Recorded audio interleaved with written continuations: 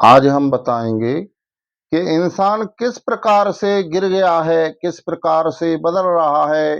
जैसे गिरगिट बदल रहा है उसी प्रकार से इंसान का मन बदल रहा है।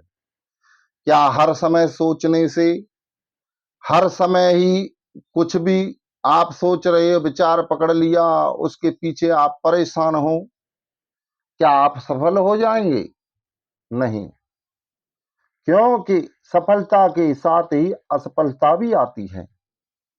यानी सुख आएगा तो दुख भी उसके साथ ही चलता है।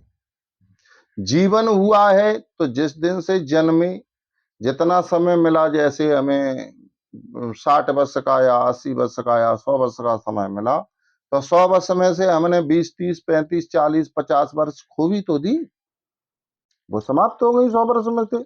तो समाप्ति भी साथ में चल रही है।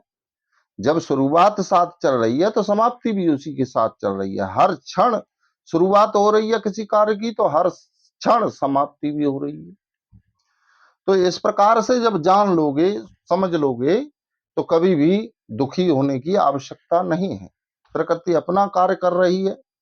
प्रकृति हमारे विचार के आधार पर चलेगी क्या? भगवान हमारे विचार के आधार पर चलेंगे? भगवान तो निर्गुणातीत हैं। वो हमारे विचार से कोई मतलब नहीं है, हमारे कर्म से मतलब है। हम क्या कर रहे हैं और उसमें से किस प्रकार का कर्म चुन रहे हैं। तो अपना चुनाव ठीक करिए। यदि कोई गड़बड़ चुनाव हो गया है तो चुनाव ठीक करते रहिए। हर समय चुनाव ठीक करने की आवश्यकता है। तो आप समझ गए होंगे कि किस प्रकार से प्रकृति अपना कार्य कर रही है और हम किस प्रकार से परेशान है। सुख दुख दोनों ही साथ चलते हैं, उनको हमें केवल समझना मात्र है। और जब हम समझ गए तो सबरे बंधनों से मुक्ति हो गई। जय श्री कृष्णा, राधे राधे।